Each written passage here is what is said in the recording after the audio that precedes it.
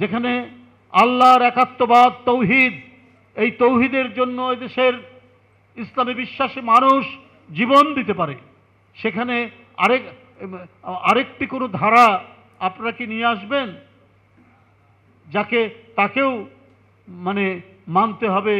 একেবারে বড় বড় যারা আছেন, ধর্মের যারা বড় বড় বাণীবাহক আছেন তাদের মতো করে?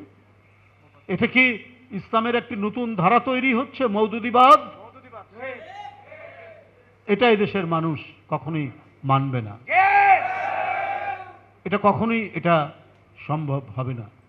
তাই অত্যন্ত সতর্ক হয়ে কথা বলুন, পরিমাপ করে কথা বলুন, যাতে বাংলাদেশের মানুষের মন থেকে আপনারা মুছে না যান। একবার আপনাদের কৃতকর্ম হয়তো মানুষ ভুলে না গেলেও কিছু মনে করছে না এখনো, কারণ ৭১ সালে যে ঘটনাটাই যারা ঘটিয়েছে তারাও মুসলমান ছিল, কিন্তু একজন মুসলমান আরেকজন মুসলমানের উপর কি অত্যাচার করতে পারে? একজন মুসলমান আরেকজন মুসলমান মেয়েকে কি তার শ্লীলতাহানি করতে পারে? আর এইটাকে যারা সাপোর্ট করে তারা কি ভালো মানুষ? তো এই ধরনের অপরাধের অভিযোগ আপনাদের বিরুদ্ধে আছে। তো সুতরাং সেটাকে কাটানোর এখনো চেষ্টা করুন।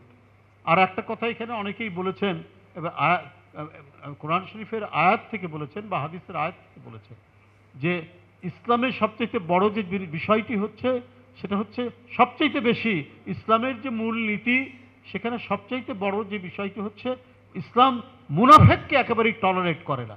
ওয়ালটন এখন দেশের সীমানা পেরিয়ে পৌঁছে গিয়েছে 50টিরও বেশি দেশে। ওয়ালটন, ঘরে ঘরে বিশ্বজুড়ে। কাফেরকে সম্ভাবনা থাকে তাকে ইসলামী শিক্ষা দেওয়ার পর সে পরিবর্তন হতেও পারে, কিন্তু মুনাফেক ওতে ইসলামের নাম নিয়েই ইসলামের ক্ষতি করবে। কারণ মুনাফেক হচ্ছে অত্যন্ত ডেঞ্জারাস।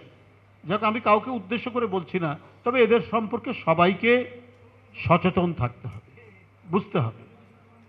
ধর্ম প্রত্যেক মানুষের অন্তরের ব্যাপার, শ্রদ্ধার ব্যাপার, মূল্যবোধের ব্যাপার। আমি ভালো, আমাকে ভোট দিলে পরে বেহেশতে যাওয়া সহজ হবে, এইটা কিন্তু এক ধরনের আমি বলবো প্রতারণা। কারণ এখানে যাদেরকে বলছেন তারাও মুসলিম সংখ্যাগরিষ্ঠ এই দেশ। সুতরাং আপনারা সাধারণ মানুষ যা চাচ্ছে, এই যে আজকেও তো অনেক পত্রিকায় দেখলাম পিআর নিয়ে, সেখানে সাধারণ মানুষ প্রায় 50% উপরে মানুষ তারা পিআর সম্পর্কে কিছু জানে না। অনেক পত্রিকা আছে, দেখুন, অনেক পত্রিকায় আছে। তো আপনারা জোর করে যে জিনিসটা সম্পর্কে মানুষের কোনো জ্ঞান নাই, মানুষের কোনো অভিজ্ঞতা নাই, তাকে আপনারা চাপিয়ে দিতে চাচ্ছেন শুধুমাত্র নিজেদের মানে ক্ষোভের জোরে, বা মানে কেউ মানতে চায় না কিন্তু মানতেই হবে। এটা তো গণতন্ত্র না।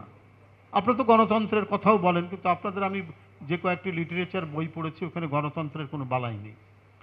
তো সেইটা আপনারা কেন এটা জোর করে করতে চাচ্ছেন?